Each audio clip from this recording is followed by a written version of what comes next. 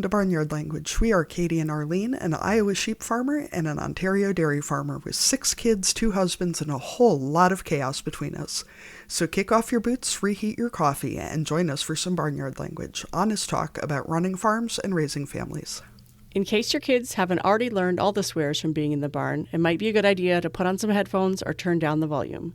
While many of our guests are professionals, they aren't your professionals. If you need personalized advice, consult your people. Hello, everybody, and welcome to another episode of Barnyard Language. As usual, it's Arlene and Katie, and I'll ask Katie what's going on in Iowa. So, Katie, what's going on in Iowa?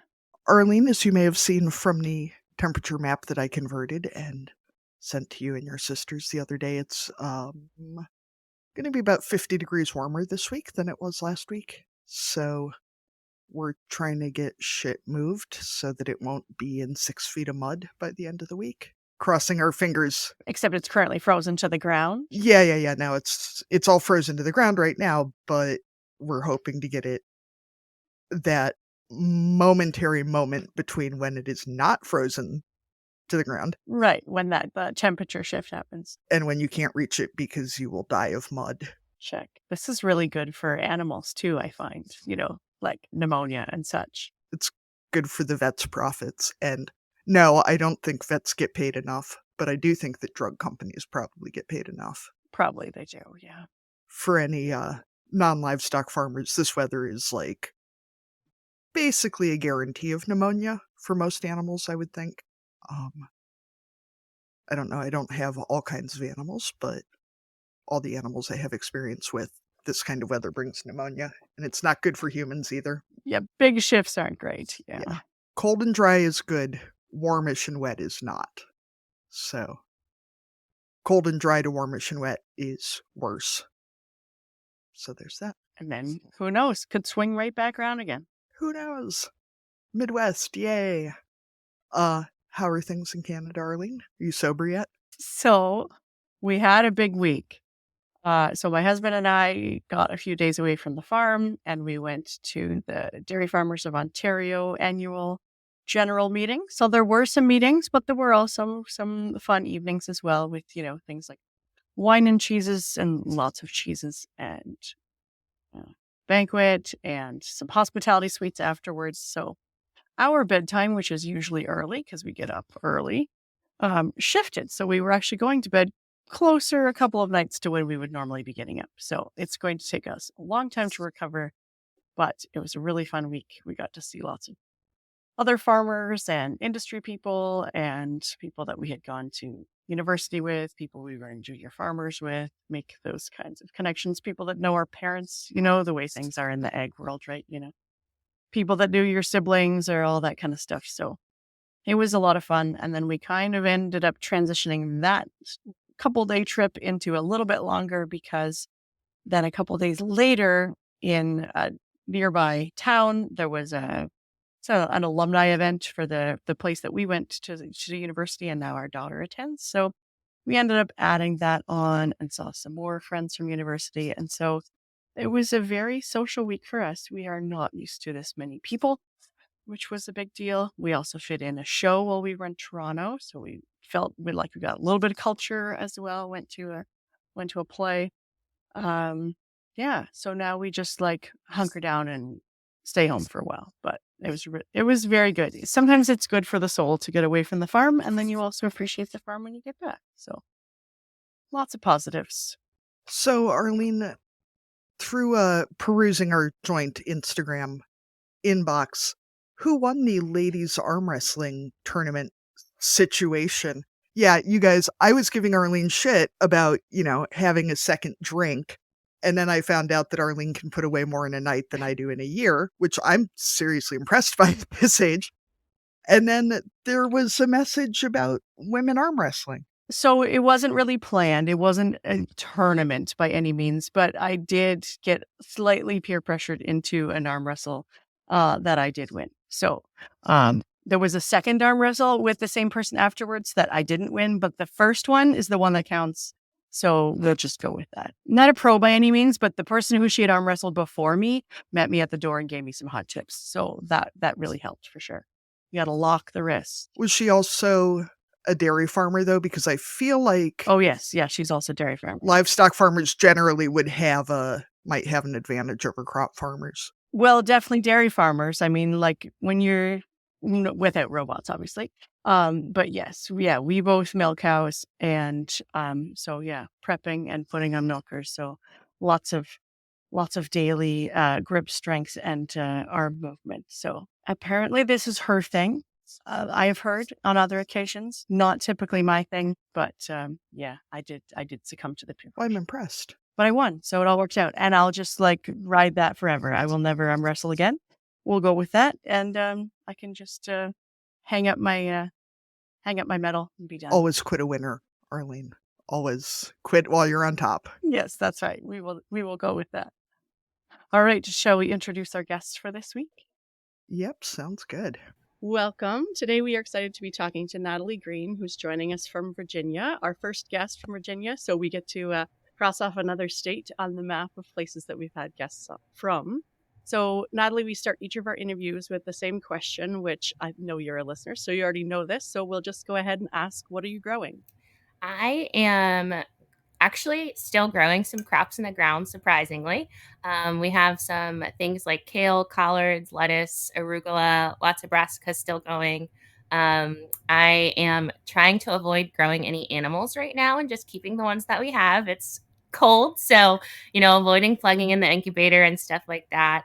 And then really just working on growing my business and the community surrounding that. I'm really excited this year to be doing a CSA for the second time for produce, and then going into the third year of a plant CSA. So I'm working on kind of getting plans and starting seedlings and all of that kind of stuff. So when it's not January, can you tell us some of the things that you grow in the summertime and what kind of animals that we're talking about? Because even if you're not like actively growing more, hopefully they're still growing and thriving. Yeah, as far as animals, we have 3 goats. So we have a full-size Nubian, a Nigerian, and then a mini Nubian buck so that he can be the mate to both of those girls. And then we have 2 ducks, 3 turkeys. I've lost count of the amount of chickens right now. I think it's somewhere between 20 and 30. And then we have 3 rabbits and 3 pigs. So during the wintertime, we kind of wean down on things. And then as summer comes, we'll start to breed the rabbits and things like that. And then as far as crops go, this year, my husband and I we're kind of right in the middle of it right now, are challenging ourselves to grow all of our food. A few exceptions to that are coffee because he's addicted to caffeine, and we can't grow that well in our climate. We are buying salt and then like some other things that we might need for safely preserving foods. But so we've grown just about everything this year, from rice to popcorn to wheat, different types of melons. We've planted a lot of fruit trees, and then our normal seasonal veggies like tomatoes and cucumbers and peppers. And for people who don't know, can you also tell our listeners how much land you're doing all of this on? Yeah, we have 1 acre of land. And for people who maybe aren't like super familiar with land sizes, that's about the size of a football field. So we also live on this acre, and we've had to be very strategic about where we're placing things. We've definitely moved some stuff around over the years or added or subtracted things based on how they fit into our landscape and how our little property is changing as time goes on. But I think that's probably the most shocking thing for people, especially when we tell them that we're raising these animals and trying to grow all of our own food. You can do a lot in a small space if you plan well. And sometimes things are easier because they are closer to home, but it also makes things a little bit more challenging because you have to be moving animals around and moving crops around and all of that sort of stuff too. So, Natalie, did you start this process in the summer or in the winter? Because I'm envisioning that if you decided you were going to do this in like January in Iowa at least, um, you'd be heavy on the animal products and pretty light on anything green. Um, just because of what's growing this time of year. Or did you start with a bunch of preserved foods from the season before? Yeah, that's a really good question. We started in July, and the reason that we started then was because we knew that we would have some abundance to start with, and we also had our staple crops coming in, so our white and red potatoes at that point. And this was actually all my husband's idea. He was traveling for work, and he called me and said, "Hey, I have this crazy idea. I think we should try to grow all of our own food." And so this was October of last year. And we spent several months planning. We did some different workshops and conferences and stuff like that. And we really had to figure out like how we ate and what was going to be a priority for us. So, someone who like eats pizza every Friday night or really loves pasta, you're going to be heavier on like the wheats and grains and things like that. Whereas us, we were okay giving up some of those things and making some swaps and changes. So that's definitely kind of been the biggest adjustment for us. And now, since it is cold, we do have some greens that are still in the ground that we're able to eat fresh, but we're eating a lot more frozen stuff. I really don't love canned food, even when we're canning it ourselves. So, in lieu of canning, we've frozen a lot of our veggies or made like soups and things like that, that we can still be getting a well balanced diet, but it may not just be fresh. I'd say the hardest thing, especially this time of year, has been going without fruit. So every time we see friends or family, they usually are like walking in with a carton of strawberries or like a bag of apples or something like that as a peace offering for us, because that's the thing that I think we both probably miss the most. So is that kind of your workarounds? You will only prepare food that you have grown yourself, but if someone were to give you something, then you wouldn't turn them down. Yeah, we obviously like we're not out in the middle of nowhere where we're not interacting with society. Like we still are doing family holidays and eating whatever's there in those instances. And, if we are traveling or something, sometimes we will bring things with us and sometimes we'll purchase stuff.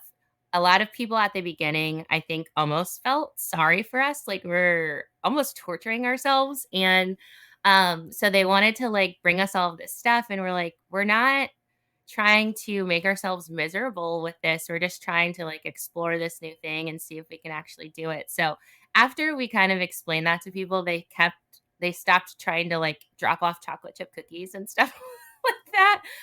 So occasionally we will, but then there have been some times like we just saw my mom for Christmas, and her pantry is always stocked with anything and everything. And she's like, just fill up a bag of what you want. And we're like, we're okay, mom. Like, we don't need to take like all of the cookies and chips and stuff like that home. So trying to get everyone else around us to be as on board with it as we are has been a little bit challenging. Um, we actually have been growing all of our animal products for a few years. So that was a very easy transition for us. We knew what it was like to, grow and harvest our animals at home. And so we didn't have to overcome that barrier. It was really just adding in like the staple crops and making sure we had enough fruits and vegetables to sustain us. I do have to say that I feel like at this point, if you ate a bunch of Snickers bars and Pringles and whatever, you would probably have the most god awful stomach ache. And B, that I think it's great that your husband had this idea while he was presumably in a hotel with the continental breakfast and room service, and was like, "You know what would be great is if we just stopped eating anything convenient and just, grew it ourselves." But I appreciate that you mentioned that you're still buying uh, that you're buying, salt and coffee, because I see people go into it and they're like, "We can grow everything." And I'm like, "You're really gonna want some salt pretty soon." Like, Right. They're asking if we're like still buying toilet paper. And I'm like, we're growing our food. Like, we're not, completely off grid. We still need to wipe our butts and like do all of that kind of stuff. So I think people have like different views of, quote unquote self sufficiency. And so they're like, are you off grid? Are you using water? Are you using toilet paper? Like, we're just focusing on the food right now. Like, that's all we're worried about. And it's really just kind of Yeah. You don't have to go all in. yeah, yeah. And I think we won't do this forever. It is obviously very challenging and it's inconvenient in a lot of ways, but I think it's important just to demonstrate that it can be done on a small space. And it's a fun project for us to work on together.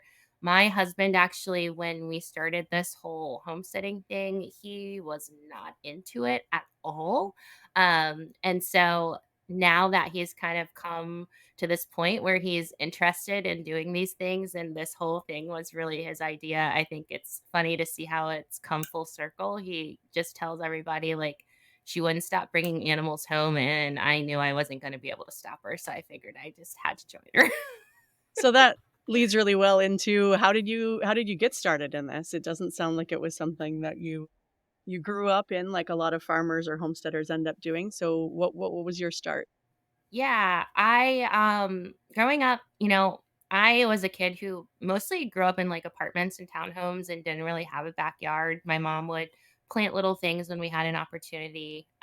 And my grandmother we would always grow strawberries in the summer that would get eaten up by birds. So I definitely was exposed to, little bits of gardening here and there, but it wasn't really a part of our day-to-day life.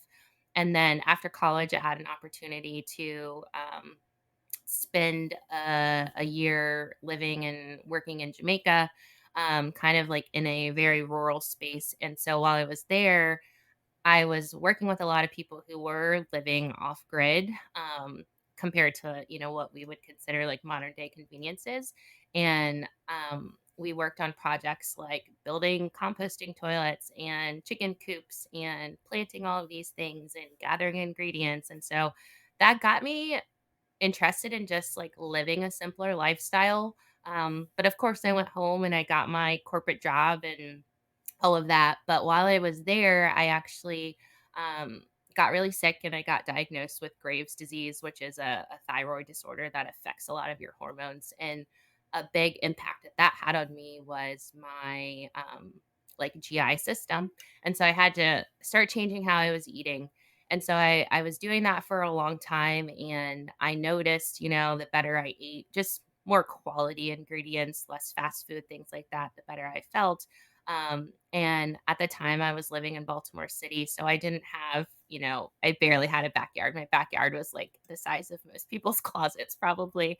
But I found a pallet in my alleyway and I just like screwed it to the fence in my backyard and I started growing herbs back there. And then when my husband and I moved to Virginia, we had a little bit of a bigger backyard. So we made a little raised bed. And so every opportunity I got to kind of build on just that little bit of knowledge that I had, I would expand my growing space. And then eventually, once we had that little backyard, we got our first three chickens, which I'm pretty sure we weren't legally allowed to have. And it was all downhill from there.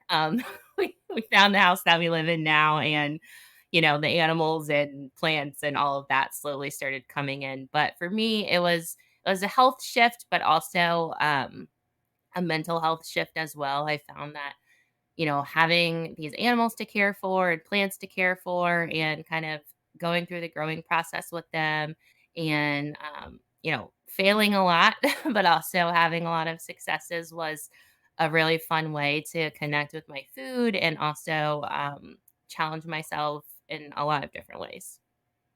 No, I was just going to say you talked about failing, and I'm just curious from having I follow you on social media, and you are pretty open about sharing your failures.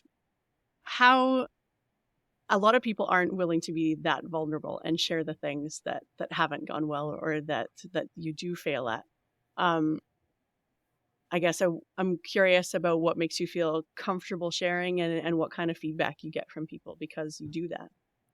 Yeah, I think at first, you know, I was still learning a lot of things, so I didn't always realize like what I was doing was wrong. So I was just like, "Look at this thing I did. It's awesome." And then, 3 months later, I'm like, "Crap, nothing actually grew out of this. Let me figure out why and talk about that." But with social media, you see so many people just sharing their highlight reel. And obviously, we all want, a pretty Instagram feed or whatever type of media you're using so that you're drawing people that feel similarly or have similar interests to you. But at the end of the day, we all have challenges and we all have struggles.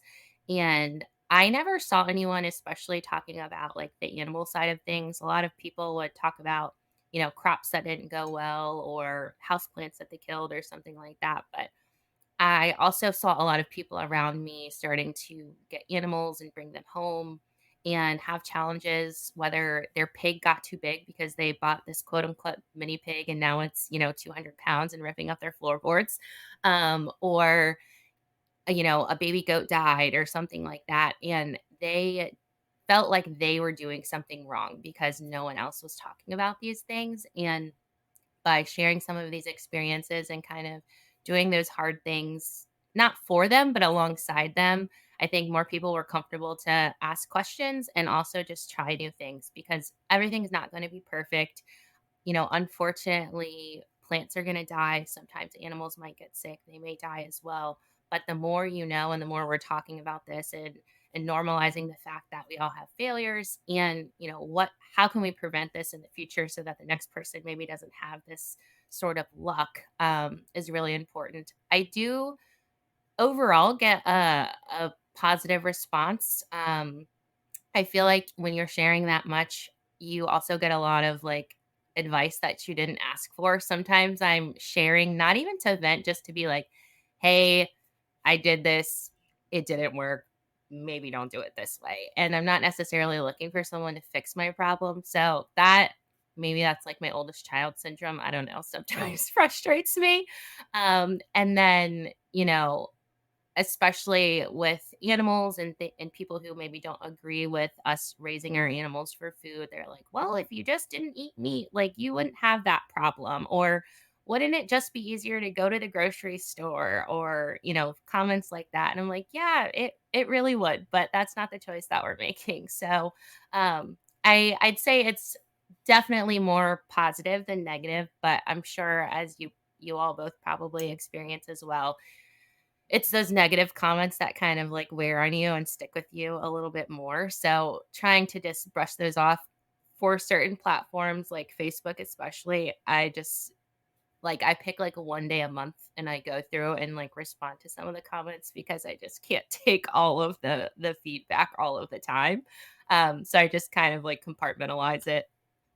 I wonder how much of it is that the flow of information now is so constant that we feel like we have to have an opinion, and we lose so much of the gray area of, having shared about things like we feed antibiotics to our sheep for 3 weeks a year, and I've gotten some nasty comments about that, and I have a friend who raises hogs and has gotten nasty comments for vaccinating her hogs, or for treating hogs or whatever, and it's for us with feeding antibiotics, it's that or the first year we didn't, we lost 60% of our lambs, like, because we have an endemic bacteria in our flock, and so it's like, no, I'd rather not be using these antibiotics, but if it's that or losing half my animals, there's no choice there, but what people hear when they're not as vested in it as we are is antibiotics are bad.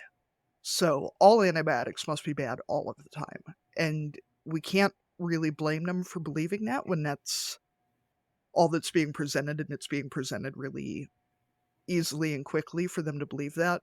But it does make it, I think, more important for us to counter that in our own work because they don't know why we're doing it. Um, Plus, I think there's a lot of power in people thinking you're stupid.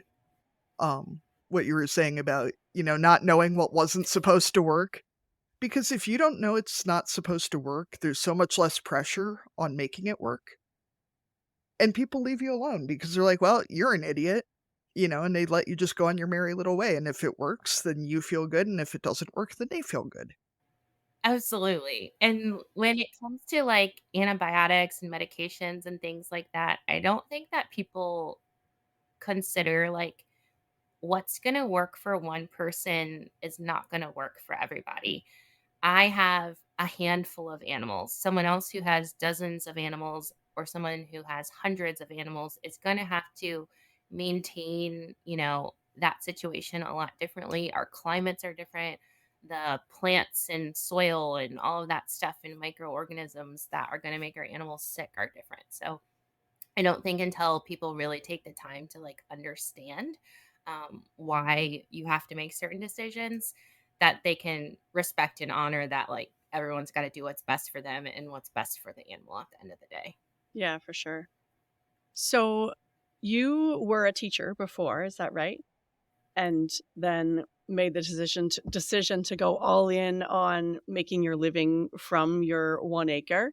Um, what what went into that decision, and I'm sure it was scary, but how is that going? Yeah, so I taught science in middle school, which middle school in itself, is a challenging time for a lot of kids, but I felt like that was where I wanted to be because especially here, the school that I taught at was in an area that is kind of on the border between if you go 15 minutes one way, you're in the city, and if you go 15 minutes the other way, you're more where I live, so more in like a rural area. So very different environments, socioeconomics, all of that stuff. And I really loved being at this school. They had a farm, so that's why I wanted to work there. It was a farm that they produced like different row crops and stuff like that. And the kids would come out, and in the summer, there was a farmer there that would take things to the farmer's market. But the farm wasn't really being utilized super well and not integrated into the curriculum. So I, of course, had this goal that I was like, I am going to get these kids out to this farm. We're going to put our hands in the dirt and all of that. Especially the girls, like, I'm going to show them, like, black girls can farm too. And I worked really hard with some other people who had kind of already had the momentum going within the school system to actually create a course called Backyard Urban Gardening. So we got a class approved by the county, which is still there. Anybody in the county at the middle school level can teach this course to their students, which is great. And it's all about learning about urban gardening. Um, and so I basically ended up like creating what I thought would be the perfect job for myself. I was teaching this class and I was running the farm full time. So, but that it meant that I was also giving up evenings and weekends to do like volunteer opportunities and going to the farmers market and all of that. And it destroyed my work life balance. Working as a teacher, you're giving up a lot of those times anyway, just because you got to do parent teacher conferences or the kids are in a play or they have a basketball game and you want to go and support them and stuff like that. So, I did all of that because I felt like we had invested so much and I felt so strongly about making this, program succeed and the farm succeed. We got a huge grant from the USDA.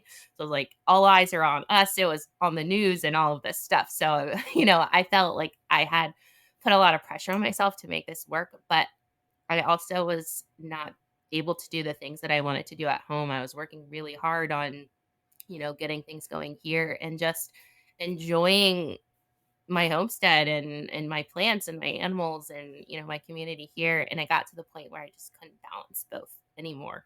So I'd come home and my role had transitioned me to working like year round, so I didn't have the summers off anymore, which is why everybody becomes a teacher, because you want your summer break if you live somewhere where you have summer off.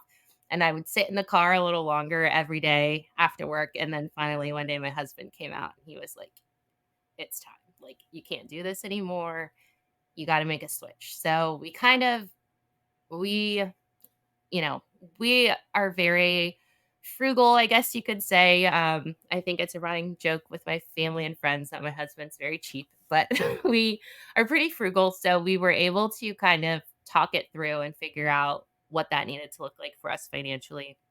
And I think at some point I probably will maybe go back to substitute teaching or something like that, because I really did enjoy that environment. But I realized it wasn't something that I wanted to be doing every day, and maybe not something that I wanted my job to be.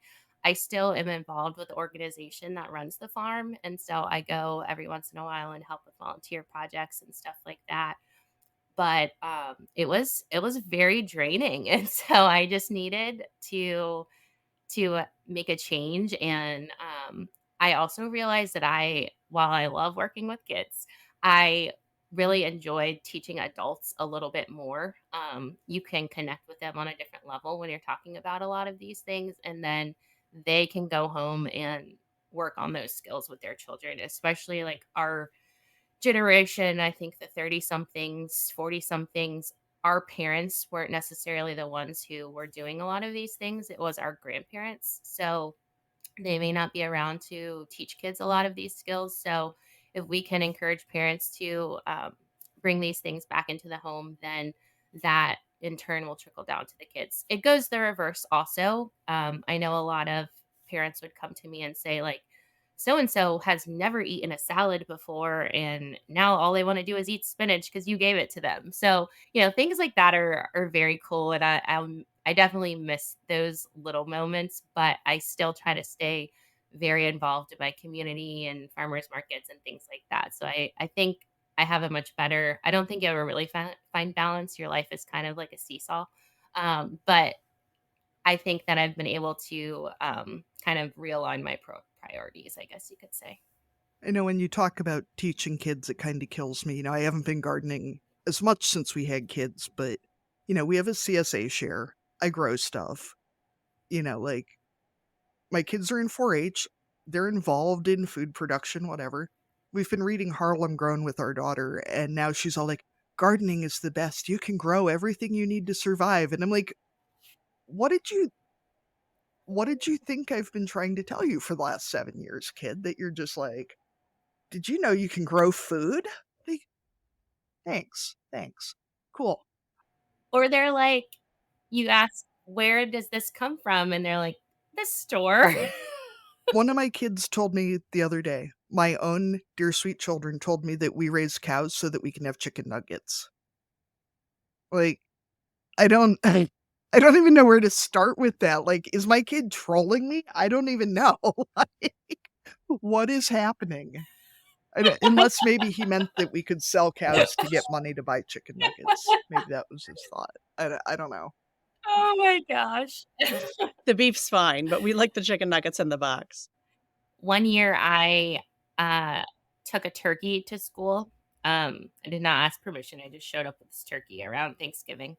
And I was outside at the farm and I just had this turkey out there all day and the kids were asking questions and we were learning about like holiday food traditions and why we eat seasonally and stuff like that. And so, um, but they're like, so this is like the turkey that we eat for Thanksgiving. And I'm like, well, maybe not this particular type of turkey, but yes, like this is what it looks like before you get the bird to the, to the dinner It's table. yeah, it's gonna look similar to this. Yeah. Yeah. So it's just so funny how they like even at 13 years old they're still like putting two and two together that like this thing was living breathing walking around and now I'm gonna have it. And then a couple of them were like, I don't think I want to have turkey for Thanksgiving. I know plenty of adults who still don't seem to really have a handle on where animal products especially come from. But um so you're running workshops now for other homesteaders. How did you get into that and how are you designing and delivering your coursework? Obviously, like with my experience as a teacher, I love kind of helping people get to that light bulb moment. I never intended to start our homestead as a business of any sort. We we had some chickens and rabbits and things like that, and then when we were all stuck at home, we started collecting more animals. So my husband was like, "This is getting a little expensive. You need to figure out like how we're gonna pay for all of these things I need to eat." And I'm like, "Well, I'll just sell some eggs, of course, because that'll make me rich." So I started selling eggs just off of the front porch. And I was like, well, how am I going to get these people here to like come buy these eggs? Because our road is not really one that you drive down unless you live here. And so I started sharing a little bit more on social media about just like, these are our chickens, here's the eggs, like they're outside, come get them, kind of thing. And through that, people started asking more questions. And so I just started to share a little bit more about what we were doing. And from that, a lot of people were asking, like, do you have a YouTube channel or can you teach me how to do this or how did you learn this or whatever? And For a really long time, probably almost a year, it was primarily other women asking me, like, oh, I would really love to learn how to, like, butcher my chickens. I don't know if I want to do it, but I want to try. And so finally, I just said, okay, like, let me just try one class and see how it goes. And I only opened it up to women because I think that, at least for me, whether, your partner is a male or not, I feel like you just lean on your partner in situations when you're going through something tough or emotional. And so I really wanted to just have them feel comfortable coming alone, regardless of who was at home with them, because you were going to be surrounded by people who were in the same situation. And so that went really well. And, everyone was really excited to be here. And I felt like I could connect with them in a different way. I don't know if you've ever been to any kind of like farm workshops, but even just different meetings. You look around the room and 9 times out of 10, most of the people there are like old white men. So I don't always think that's the most nurturing environment to be in, especially when you see like memes about dads or husbands yelling at people on tractors and stuff like that. So there's not always a lot of patience involved. So this was a way that I could um, offer that and also show like what you could do in a small space, explain to people, you know, I'm so glad you're here, but there are all of these resources out there that are free on the internet, or go to your library or take this workshop at the extension office and you can learn how to do these things too, or gain more skills that you might be interested in. Like, I'm happy for you to pay me to teach them to you, but there are other ways out there to do this, because not everybody's in a position to come to me for this type of stuff. Um and so that was really important to me. I felt like for our community, especially having um, a Black woman, so being able to come to someone who maybe looked like you or thought like you was really important. And so all of that combined just made me feel like I had an opportunity here. And then once people kept coming and kept signing up, and they're like, okay, well, we did chickens, can we do turkeys now, or can we do a goat now, or can we do this now? So that was just really cool how they felt like they were getting something out of it and wanted to return to the space. So anytime I'm doing any type of processing thing, I only do that in person, and typically we will do that here in a small group. I feel like it's really important, especially for someone who, even though I was more of like a urban suburban kid, my dad lived in the country and did a lot of hunting, so I was exposed to that as a child. But I think when someone hasn't been exposed to that environment or taking a life, being able to do that in person is important to me. So we do that together. I've had people, break down in tears and think that they can't get through the process, and we always make it through. But sometimes it takes a little bit longer, and literally having to hold hands as you do it. And then I've started in the past probably year or so offering more things online. So kind of just like we're having a conversation now, I'll put together a course and then we'll spend a couple hours talking through it. And then the teacher and me always has to give everybody a little bit of homework to do.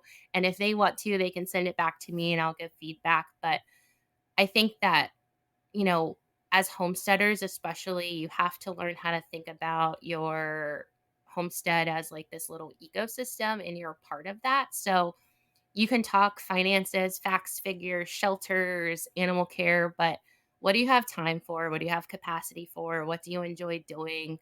How are you going to feel if something dies, whether that's a plant or an animal, or your crop fails? Like, how is that going to impact you at the end of the day?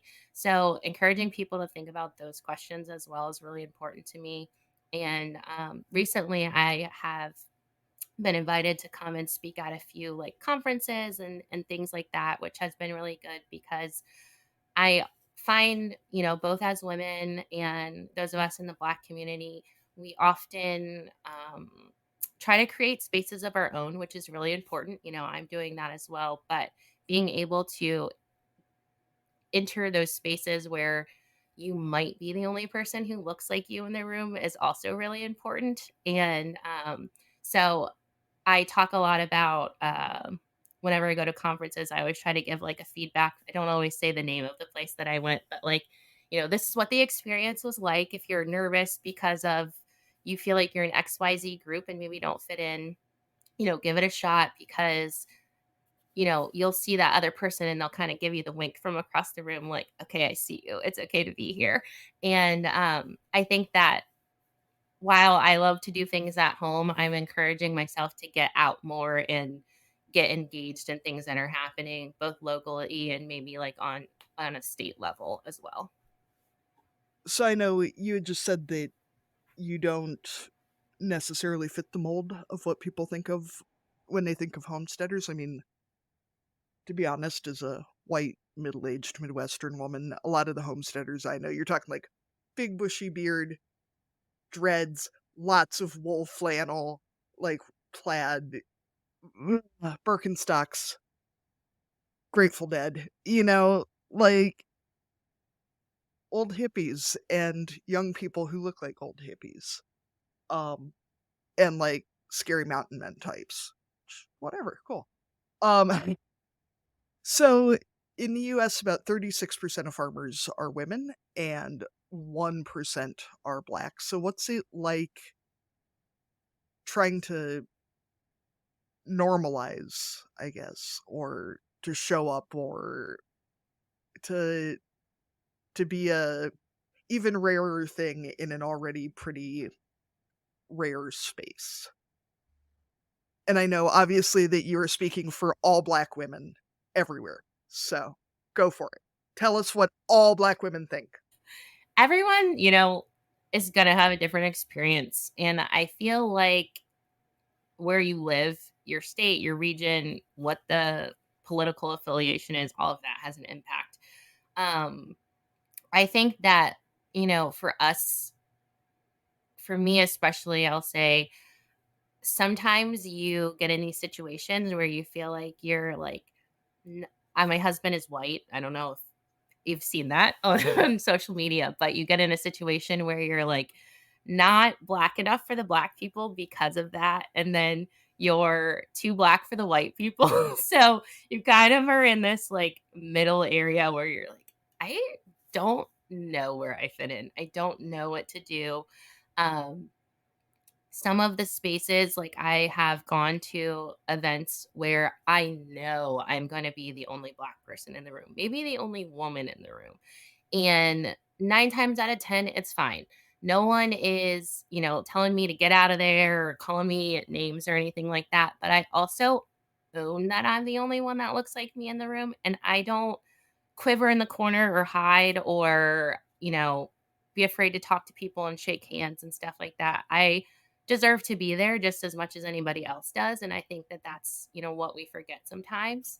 Um, and then on the flip side of that, I've gone to spaces where, it's a Black farmers event or something like that. And sometimes we can allow ourselves to be so angry at the other side that we kind of miss the point of what it is that we're trying to do. So, finding that balance is really, really challenging. And sometimes, even just like when it comes down to your style of farming or your morals behind farming, those two sides are going to look at things very differently.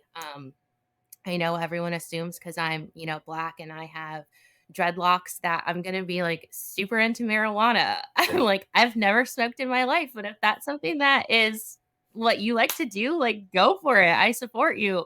Um, and so I think people on both sides will judge you based on what you look like or what you do. I know I struggle a lot in our family. Culturally, a lot of Black people don't like to eat pork, and that's like our main, food that we eat. So even like trying to have dinner sometimes with friends is challenging. Um, a friend messaged me the other day and she was like, "Where are you? How did you end up at this place?" And she's like, "You're one of the most connected people I know." And I was like, I don't know if that I would say that, but I'm like, you have to just be willing to like stick your neck out there and hope you don't get stepped on. And if you do, then retract, figure out how you're going to enter the space again, or if you want to enter the space again and, go from there. But I always tell people like, as long as no one is like physically harming you, when you're entering these spaces that might make you feel a little bit uncomfortable, like just give it a shot. If someone's rude to you or mean to you and you feel comfortable addressing it in that space, like do it and then don't go back there. It's okay. We don't have to belong everywhere. We're not everyone's cup of tea, but we also don't always have to feel like we need to recreate the wheel. You, like I said before, you deserve to be in these spaces just as much as everybody else does. And there are a lot of opportunities out there that we're missing because we're scared to enter different spaces. There are a lot of organizations that, because you're a young farmer, because you're a Black farmer, because you're a female farmer, because you're a first generation farmer, um, will allow you to participate in programs and apply for things and just have different opportunities. But people are so hesitant that someone's going to tell them no, or they're not going to get it, or, it might not work out, that they just don't even try. And it's okay to try out something and fail, or okay to sign up for something and realize, you know what, this isn't the right fit for me. I'm going to like move on and try something else. So I would say my biggest takeaway for someone who is feeling, for whatever reason, that they don't fit in, just try, give it a chance. You're prejudging this group or this organization, because you think that they're going to judge you and you haven't even given it a shot. And then also, like, don't let people in those spaces use you either. I know, growing up, I feel like I would always get sucked into being like the token Black girl in a situation. And so making sure that you know what your boundaries are and you understand your worth and you feel like whoever it is that you're working with has the right motives behind why you're there. And if you want to be the token Black girl, like go in there and do that. But if you don't want all of that light or attention shed on you because of that, then be upfront and honest about that and make sure that you're there because there is value in what it is that you have to say and what you're doing, not because of the way that you look.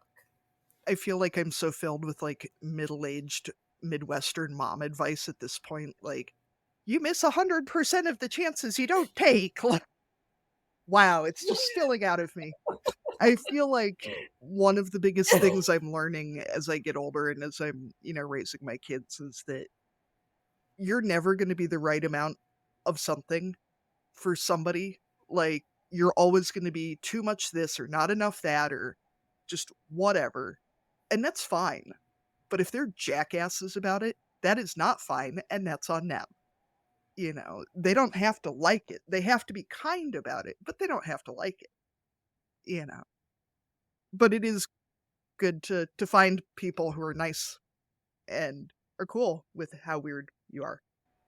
Yeah. And I think, like, you see now that something about, like, someone else's problem with you is their problem. Like, in the nicest, most humble way to think of that. Like, that's just how you have to go about living your life. If someone doesn't like what you're doing, that's a problem that they have. That's not anything that's wrong with you. Um, and just like in the diversity of the homesteading space too, I know I had messaged you all about this, but a big thing is, like, we're just a couple homesteading, and people are always like, when are you going to start a family? When are you going to have kids? When are you going to do this? When are you going to do that? And I'm like, we are a family. We still are a family. A lot of the homesteading things are like geared towards moms and stuff like that. And we, unfortunately, like, we don't think we will ever have kids. And so I think that people understanding that not everyone's like fitting into like the sourdough mom era or whatever we're going into now. It's it's okay for homesteading families to look different. We're not all going to be like, we don't have kids. We're not super religious or spiritual, really. We have this small homestead that we live on. We're an interracial couple. It's like, just cross out all of those like check boxes that people normally, those categories that people normally fall under. And we have to accept the fact that this space is changing. People are changing. And I do feel like we've been able to be a little bit more of like a safe space for people in all walks of life here. I've had people come to me that are like, I didn't feel comfortable going, like me and my husband didn't feel comfortable going to this other local farm stand because of XYZ, but we love coming here. And I'm just like, how how sad is it that someone feels uncomfortable trying to go buy vegetables? It's like, what world are we living in where you're getting judged when you're trying to like go buy a bag of tomatoes or something like that. So, It it feels like food should literally be the most community place. Like, it is literally the thing that we all do. And, we might do it really differently, but it is really depressing to think of it being like an uncomfortable space for people. I'm just gonna say as a parenting podcast, I want to say that I'm sorry that people assume that being a parent is a requirement of being a homesteader, and whether you want to or don't want to have children, and those are still choices and decisions that are sometimes out of your hands or sometimes are in your hands, but that is not a requirement of the lifestyle that you're living. And sometimes like either well, you need to have kids in order to take over the farm or to help you with the work mentality is almost is can be destructive, right? Because it's like, I didn't have children to create a workforce. That's not the point. I no. Wait, you didn't? Because that is why we had kids, Arlene. I mean, like, that's not their job as, like, as children, and even as, my future adult children, that's not their responsibility. We didn't have them in order to, for a succession plan. If that happens, cool, but, like, that's not the intention of having kids, so, yeah, I'm sorry that that has been put upon you. In the social media side of homesteading especially, it can feel like, to order your linen pinafore for your sunflower harvesting, you must present evidence of, 2.5 blonde, blue-eyed children, and they have to be physically and emotionally healthy, and, like, you have to fit this mold or you can't homestead right.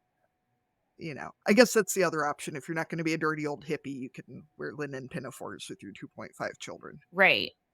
So, those are your options. It's like, I was talking to another friend about this the other day. I'm like, sometimes something as simple as like wanting to buy a piece of homesteading merchandise makes you feel like you're on the outside. There's like these shirts that say like homegrown, homestead, whatever, home birth, homeschool. And I'm like, well, can we like remove those those parts off of there? Like, I still like this, but I don't want to wear that. Yeah, it's cute, but there's a few too many words there. Right. And just, sometimes we get like, I wouldn't say criticism, but people are like, oh, well, you guys only get all these projects done because you don't have any kids or whatever. And I'm like, we both have had full time jobs off of the farm. My husband still works his full time job, which sometimes takes him away for, weeks at a time. And I'm here doing everything by myself and also was working. Um, and that's part of your life. Like if you have children and you have to work them into your plans, like, I'm probably not the best person to give you advice to figure out like how to get all your garden chores done and your farm chores done with kids, but I can tell you like, maybe my setup with all of this electric fencing probably isn't the best option for you. So I also think that sometimes people will like discredit some of the things because you're not in their situation, but I also don't want people to look at me and think like, well, I can't achieve that or I can't do that because I have these like little people to take care of. It's like I said, your homesteading becomes like this little ecosystem and you have to figure out like how to make it all work together, whatever your situation may be. As a mother who spent 4 years trying to have kids before we were able to, there is a lot of frustration in the amount of shit that does not get done or that takes so much more work than it did before we had kids, and it can be really envy inducing to see people who can just go do shit and, like, not have someone asking them for snacks and wiping their nose on them every 30 seconds. But we also get a lot of benefit from having those children, and it is definitely hard to remember sometimes, but it's not on you that we had kids. Like, you personally did not make me have children. So, I get that too, that people are like, "Well, you wouldn't understand." I'm like, "I didn't make you have kids. If you wanted to get your shit done, you could have not had kids." Like, that's the trade-off you made. Exactly.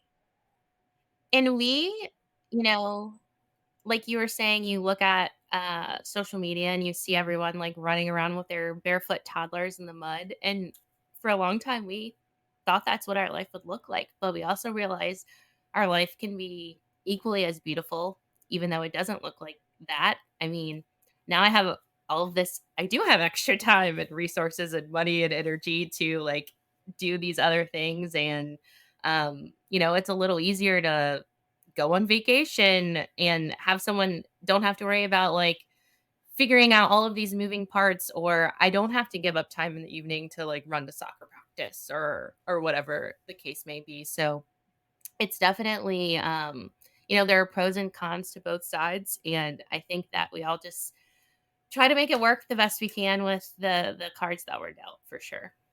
Well, and I think too that even when you do have kids, you end up on the far side of this. There can be an assumption that if you're a certain sort of farm or whatever, that your kids are home birth, unvaccinated, breastfed, staying at home, never going to school, homeschooled. Like, cool, if that works for your family, awesome. But I've gotten pushback for my kids going to daycare, and I'm like, I have a 40-hour a week job besides the farm, besides the podcast, besides my children. Like, I don't know what you think I'm gonna do with them for that 40 hours a week, but they can't just be here running around barefoot. Like, that's the choice we've made for our family, and it has no impact on what sort of parent I am or what sort of farmer I am. You know, it does have a big impact on our ability to pay for the farm, which is kind of a priority at this point. But I have a sister who's 12 years younger than me, and I like my mom was a single mom, and I don't know how she did it. I'm like, I can't imagine like doing everything, going to work all day, and then coming home to the two of us, me and my like, you know, middle school stage, the worst point in my life, and her with a newborn and having to just figure out how to do life with both of us and just her. So I always tell people, like, the idea makes me want to die. Like, yeah, I'm like, I feel like, although I may never birth my own child, my sister feels like that to me sometimes. And she definitely tells my mom that, she's more scared of me as an adult than she is of her. So I'm like, I feel like I've done my job well. Yeah, I think that's doing big sistering right. Yeah, exactly. well, and I feel like nurturing teacher types sort of people are gonna find things to nurture. Whether they come out of your body or not really is a pretty small part of that equation, I think. And, you Exactly. know, I'm not super well versed on astrology, but someone said I'm a Cancer, and so someone was like, we were talking about like traveling and stuff like that, or if we ever would move away or anything, and one of the people there was told my husband like, you're gonna have to like take her a little family of animals and house wherever she goes because she needs to feel like she's at home and have something to take care of. I was like, that makes a lot of sense. You only do farm stays from now Yeah. on. Yeah, Look at the Airbnbs with farm options. exactly. so what are some of your future goals? What's next? Gonna grow your own coffee? Bananas? Oranges? Hope you don't get scurvy? What's what's the next plan? So I did actually get a couple of citrus trees and stick them in our guest bedroom. So we'll see what happens. It's a little too cold to keep them outside, but I was listening to another podcast the other day, and I was kind of talking about how we go through these cycles where we'll, read something in the media or like have like a revelation around our food or natural living or whatever it is, and we'll freak out. We'll try to learn all of this stuff, kind of become overstimulated, and then like come down and like start to find a little bit of quote unquote balance and identifying what is important to us and what's not. So I feel like I'm in that like last stage now before the cycle starts over again and I like hyperfixate on a new task. So right now I told myself like this year I'm not going to try to do anything new in terms of like the homestead, taking on any new courses or anything like that. Last year I did a urban agriculture certificate through the extension office, and then I also my husband and I just traveled to Costa Rica and got our permaculture certificate. So I feel like my brain is oozing out of my ears a little bit. And so right now, I just want to start working on like implementing a lot of those things that we've learned here and making some small changes and then building community around that. I find it funny when I listen to Katie talk about like not wanting to ever leave the house and things like that. Like I feel very similarly to that, but at the same time it's like you crave community. That's probably why you enjoy doing this podcast. So finding a balance between like having my space and time but also like supporting other people around me, whatever that looks like. Um I've been talking to a few friends about some different projects, like being able to raise more animals and things like that. A big request that we get is to supply, meat and things like that. But we're just not set up to do that on a scale that is going to be profitable for us to provide that for other families. So we have some friends that have a little bit more space and want that to be utilized, but don't necessarily have the skills or knowledge to do that. So I think that's maybe like a year or two down the line, but something that I'm looking into. And then, although it's still a class, I'm actually studying right now to be a yoga instructor so that I can find a little bit just more like zen in my life, if that's possible. So that's something that I've kind of like really been diving into and just understanding how to like be more in tune with myself and how that relates to everything that I have going on. So yeah, just trying to chill out, I think, I guess would be the best way to describe it, while also deciding which balls I'm going to keep in the air and which ones I'm just going to drop and, say that now is not the right time for me to do that. Sometimes it's okay to just to like use all your skills and like do another season of all the things you've done before and not have to continue to add and add and add, right? Right. Everyone's like, "What are you gonna do now? What are you gonna" I'm like, "I'm just gonna keep doing what I'm doing." Like, that's okay for a little while. Well, and like you said, with all those courses that you're taking, I mean, then you're learning new tricks to probably grow some of the same things, but maybe be more efficient or have them be, just move things around a little bit. But yeah, maybe not start over and yeah, to go into a whole bunch of other things or hydroponics or something crazy. So, Natalie, I have one more question before we start wrapping it up.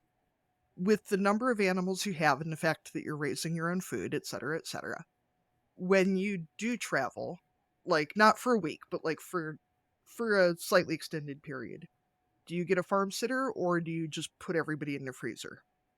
That is probably, like, the most common question we get is, like, "How are you guys doing all of this? Like, how do you leave?" We definitely try to travel more when it's colder because we have naturally weaned things down here, like, nothing hopefully is giving birth or anything like that. So we have fewer animals. Our goats are actually at a friend's house right now because they watched them when we went to Costa Rica, and I don't think that they really want to give them back to us. So that's been making things a little easier. I make sure I'm not milking and stuff like that, but we have, a really good community of people around us. So normally we're able to find some friends or neighbors and everyone just comes and takes a few days, and then if they have animals we just try to return the favor when they're gone. So that works out really well. I think a lot of people, when they have animals, they are like, I can never leave again. And you can, but you also have to be willing to like relinquish control. They're not going to feed and water, and I don't ask people to like clean out chicken coops and scoop poop and all of that stuff. And I just know when I get back, I'm going to have some work to catch up on. So I try to explain that to people. Not everyone's comfortable, leaving their animals with someone else, but I also think like, what are they really going to do that I would not do, or vice versa, that is gonna like make this situation any better or worse? And for me, like us being able to leave once or twice a year for a week or two and like just go experience a different place in a different environment is more important than me than like kind of being in control of everything that's going on here every minute of the day. So my rule is usually like I leave a really good comprehensive list of what needs to be done, and unless the house is on fire, like you don't have to call me. Like you got this. I trust you. Yeah, presumably, if they were too stupid to stay out of too much trouble, you wouldn't have asked them in the first place. Like, I feel like generally you vetted, you know these people if you're leaving them in Yeah, charge. You know. exactly. Um. So we ask all of our guests, if you were going to dominate a category at the county fair, what would it be? And you can make up a category if you want. This one, I have been thinking about this for a couple of days. And I think that if there was a category for being like the poster child for the eldest daughter, I would win that. There's a lot of things, whether they are good or bad habits, that everyone's like, "Are you the eldest child?" And it's very obvious in the way that I live my life. I feel like a lot of eldest children are probably teachers too. I think there's a lot of crossover there and from what I know of the education the educators I know. I think a lot of them are also eldest. Yeah. Strong leadership skills.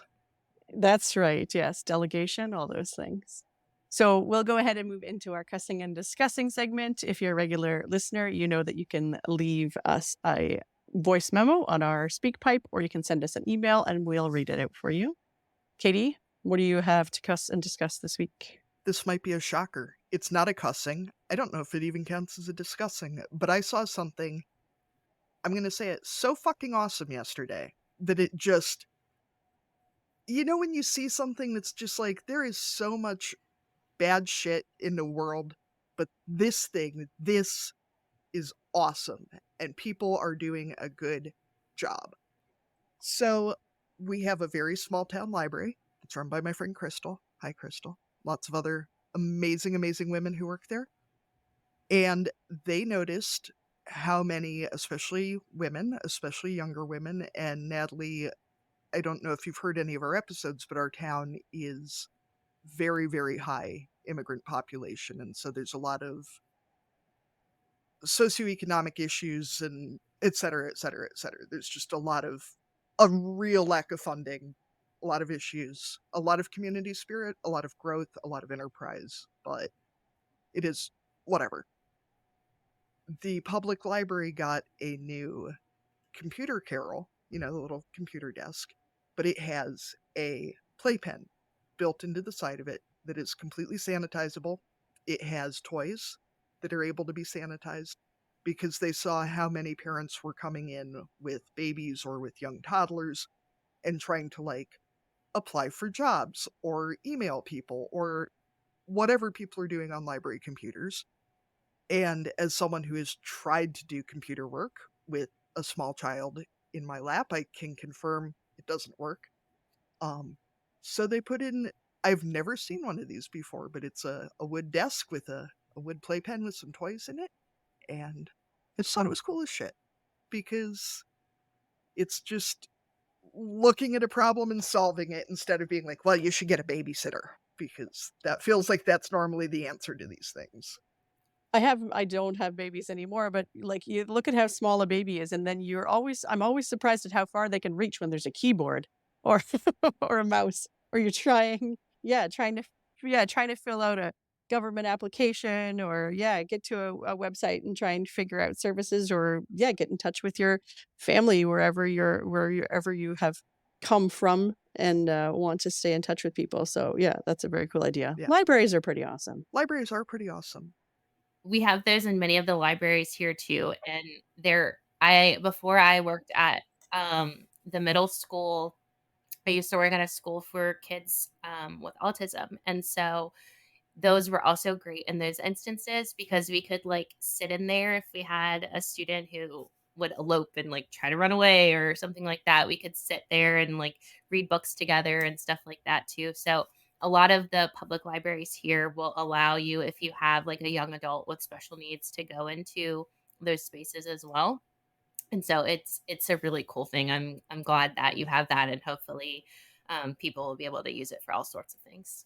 I feel like the public library is only below probably food and maybe music as things that should draw community closer. So it was just really cool to see one more way that the public library is serving us. And librarians, we appreciate you. Awesome. All right, Natalie, what do you have to cuss and discuss this week? So mine is definitely more of a cussing. When people will ask you to do something, because I've gotten this a lot over the past couple of weeks, when they say, I know you're really busy, but, and then like ask you this question or to take on this task or something like that. And I'm like, are you saying that because you feel bad asking me? Are you saying that because you think I'm like too busy for you and I don't have time for you? And so my new rule I decided for 2024 is that when someone messages me anything, I'm just going to like wait 24 hours before I respond and commit to something so that I don't say yes out of guilt, but I also don't seem like too eager or too busy if I'm like not responding for a couple of days to get to that request. So I feel like if you need someone or want someone to do something, just ask them, and hopefully they'll have the bandwidth to let you know if they have capacity or not. Yeah, I have one of those emails sitting in my inbox right now that I haven't decided what the answer is, but it's there. But it was one of those. I know exactly what you mean. I know you're really busy, but have you considered doing this thing that is going to require a lot of emotional labor in a volunteer capacity where you're not going to get paid? Exactly. It, it's always the emotional labor too. It's never like, hey, if you're at the grocery store, could you grab a loaf of bread? Like, Drop it off on my porch? Yes. sure. Yeah, it's always like, have you considered taking on this thing that you think is going to be 10 minutes and 6 months later you're still going to be doing it? That's right. We're forming a committee where we're just going to talk for hours on end. Would you like to join that? A committee of committees. Yeah. We're forming a committee to make a committee about something else that we'll need a committee for. Like, how about if you just tell me what you want? Arlene, what do you have to cuss and discuss today? Is it committees? And no, the committees I'm on currently are pretty good. The one that someone just asked me to be on, I'm leaning towards a no, but we'll see. It might not be the longest committee that I've ever committed. My cussing is a short one today. We were discussing it before we came on, and it's still in my head. Is the random Facebook requests. Mine currently are widowed lawyers, doctors, military personnel, and I know obviously they're all scams, but like the scams where I don't even understand what the scam is. So like these ones are probably the romance scam, but then there's the other types of, like, sometimes there's like the Instagram scam. That's another kind of account that I don't always know what the scammer is scamming. I block them, but it's like, what are they trying to do? But then Katie probably knows, because this is part of your job, isn't it, to catch scammers? This literally is my job, and the ones I get are widowed army surgeons Yeah. with yellow labs or golden retrievers and big Yes, there's usually a dog.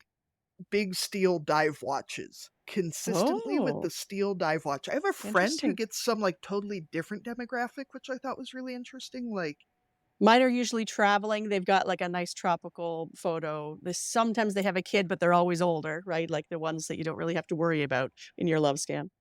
yeah. As someone who does catch scammers for a living, like I literally have a meeting today about what the hell are these people doing? Because some of them are pretty obvious and some of them are just like, We don't know. Who knows? We know it's a Who knows? scam, but what's the telling. bottom line? Like, you get the random messages, especially on like your social media accounts, and I'm just like, I don't understand what you're going to get out of this. Yeah, that's right. What is the end goal here? I'm not going to respond, but I am a little bit intrigued. It always makes me feel a little bad too when I get them for like the fake Norton antivirus. And I'm like, I feel almost bad Yeah. how much you're wasting your time on this.